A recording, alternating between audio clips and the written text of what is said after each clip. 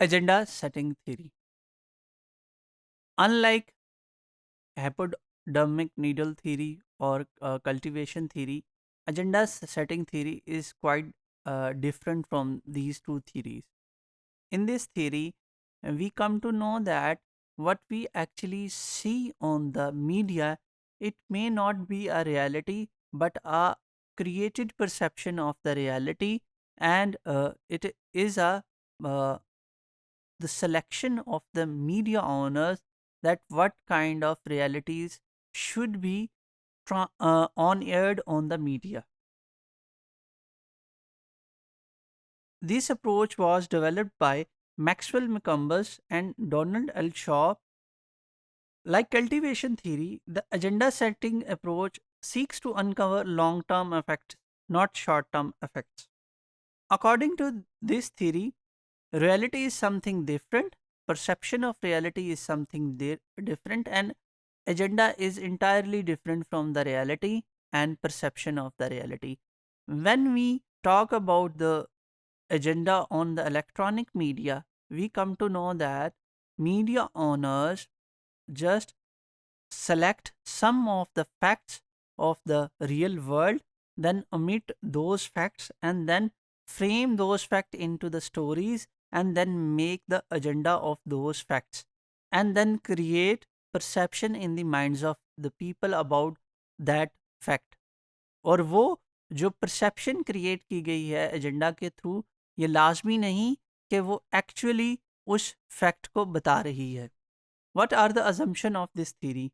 The press and the media do not reflect reality. Most of the time, we come to know that the press and the electronic media simply not reflect the reality, but they filter it and shape it. वो अपने business agenda, अपने financial companies के business agenda और उनकी अपनी जो philosophy है उसके अकॉर्डिंगली जो है फैक्ट्स को शेप करते हैं और फ्रेम करते हैं. Media concentration on a few issues and subjects leads the public to perceive those issues as more important than other issues. Media में जो हमें इश्यूज के ऊपर बात की जाती है और उनको पब्लिक इश्यूज बनाया जाता है, ऐसा भी होता है कि वो समटाइम लेस सिग्निफिकेंट इश्यूज होते हैं as compare to the other issues.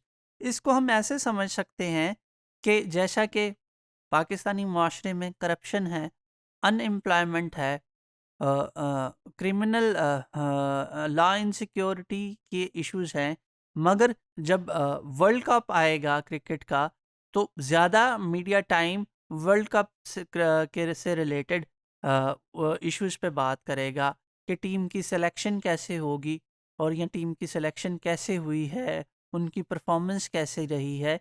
वो इसके ऊपर ज़्यादा बात करेगा, ना कि इन इश्यूज पे बात करना कि मुल्क में महंगाई कितनी हो गई है या मुल्क में करप्शन की क्या सूरत हाल है. और जब हम एजेंडा सेटिंग की बात करते हैं, अगर ये प्रेस पे हो या टेलीविज़न पे हो, तो हमें पता चलता है जब किसी न्यूज़ को फ्रेम किया जाता है तो उसको as a breaking news, shocking news और स्पेशल रिपोर्ट के तौर पर फ्रेम किया जाता है. इसको हम ऐसे भी देख सकते हैं कि फॉर एग्जांपल लाहौर से इस्लामाबाद मोटरवे पर अगर एक हादसा हो गया और उसमें कुछ लोगों की जानें चली गईं, तो उसकी एक स्टोरी तो शायद ऐसे बने, लाहौर से इस्लामाबाद जाते हुए कार हादसा, 2 लोग जान की बाजी हार गए. और उसकी शायद इसकी एक फ्रेमिंग इस स्टोरी की इस तरह हो, लाहौर से इस्लामाबाद मोटरवे पर एक बदतरीन और खौफनाक हादसा, और इसको ब्रेकिंग न्यूज़ के तौर पर पेश किया जाए. हालांकि अगर हम देखें कि 23 करोड़ के इस मुल्क में रोज़ाना कितने ही हादसे हमारे रोड्स पर होते हैं और डेली होते हैं, मगर अगर मीडिया के पास कंटेंट नहीं है तो वो इसी न्यूज़ को एक ब्रेकिंग न्यूज़ बना देगा और इसको ऐसे पेश करेगा कि जैसे इससे इम्पोर्टेंट अभी कोई और न्यूज़ नहीं है. What are the important things in the agenda setting theory? Frequency of repetition. एक न्यूज़ जो आपको ऑन एयर की गई है, उसकी कितनी दफ़ा रेपिटेशन होती है, यानी उस पर बार बार कितनी बात की जाती है. उसको बार बार बात करने का मकसद ये होता है कि उसके के लिए एक पब्लिक ओपिनियन क्रिएट की जाए एक पब्लिक परसेप्शन क्रिएट की जाए कि ये जो इशू है ये बहुत ज़्यादा इम्पोर्टेंट है and as compare to other issues. The prominence with which items are displayed, उसको किस वक्त में ऑन एयर किया जा रहा है उस न्यूज़ को, क्या वो उस टाइम पे ऑन एयर की जा रही है जो कि प्राइम टाइम कहलाता है, जो कि जिस टाइम पे बहुत ज़्यादा लोग टेलीविज़न देखते हैं, या उस टाइम ऑन एयर की जा रही है जिस पे कम लोग टेलीविज़न देखते हैं।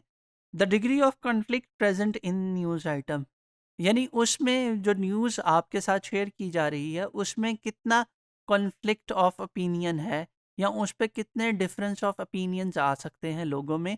इस बात का भी ख्याल किया जाता है कि ऐसी न्यूज़ को सिलेक्ट किया जाए जो कि पब्लिक में डिफरेंट ओपिनियंस क्रिएट करें। The framing of the news item, इसके मतलब जैसे अभी हमने पहले बात की है कि किसी न्यूज़ को किस तरह फ्रेम किया जाता है।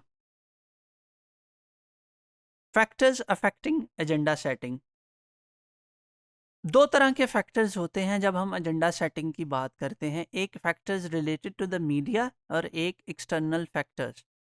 जब हम मीडिया रिलेटेड फैक्टर्स की बात करते हैं तो हमें ये देखना पड़ता है कि किसी मीडिया चैनल का जो ऑनर है उसकी आइडियोलॉजी क्या है, क्या वो लिबरल आइडियोलॉजी पे बिलीव करते हैं या वो फंडामेंटलिस्ट आइडियोलॉजी पे बिलीव करते हैं, क्योंकि जब वो अपनी आइडियोलॉजिकल बेसिस पर ही न्यूज़ की फ्रेमिंग करते हैं।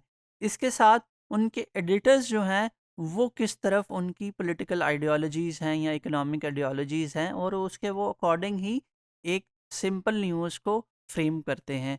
और इसके साथ एक्सटर्नल फैक्टर्स भी आ जाते हैं जो मीडिया रिलेटेड हैं, जैसे कि आपकी एडवर्टाइजिंग एजेंसीज़ हैं वो किस तरह की चाह रही हैं कि आप ख़बरें ऑन एयर करें।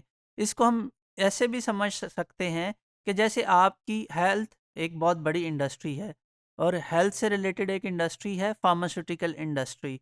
यानी फार्मास्यूटिकल इंडस्ट्री चाहेगी कि आप जो है हेल्थ इनसिक्योरिटी क्रिएट करें मैसेज में, कि आप की जो खबरें हों वो इस तरह उनको फ्रेम किया जाए जिससे ये बात सामने आए कि आपकी सेहत को बहुत ज़्यादा ख़तरात हैं, और फिर उसी प्रोग्राम में जो है फार्मास्यूटिकल इंडस्ट्री के जो डिफरेंट कंपनीज़ हैं उनके एडवर्टाइजिंग चलाई जाए। नॉन मीडिया रिलेटेड फैक्टर्स, अब जब हम बात करते हैं पर्टिकुलरली डेवलपिंग वर्ल्ड की, तो ये बड़े इन्फ्लुएंशियल फैक्टर्स होते हैं कि जो गवर्नमेंट है किसी भी मुल्क की, वो मीडिया को कितनी इंडिपेंडेंस देती है कि वो इंडिपेंडेंटली न्यूज़ रिपोर्ट करे, और कितना उसमें गवर्नमेंट का रोल होता है कि जब न्यूज़ फ्रेम हो तो उसमें गवर्नमेंट का ओपिनियन आए और उसमें गवर्नमेंट की जो है पॉजिटिव इमेज क्रिएट की जाए। हमने देखा है पाकिस्तान में भी और पाकिस्तान जैसे दूसरे ममालिक में भी मीडिया में को बेदरेक तरीके से इस्तेमाल किया जाता है गवर्नमेंट की पॉजिटिव परसेप्शन क्रिएट करने के लिए आम लोगों में।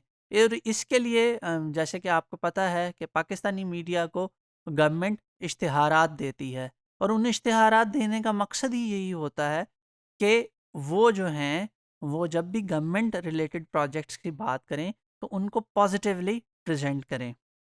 And influential institutions and person, हम जब बात करते हैं मीडिया की तो मीडिया जो है इंडिपेंडेंटली काम तो करता है, मगर उसके ऊपर बहुत सारे इदारों का इन्फ्लुएंस भी होता है, और बहुत सारी इन्फ्लुएंसिंग पर्सनालिटीज़ भी होती हैं जो उनको फंड कर रही होती हैं, और वो चाहती हैं कि उनके हक में एक तरीके से बात की जाए जो कि पॉजिटिव परसेप्शन क्रिएट करे सोसाइटी में।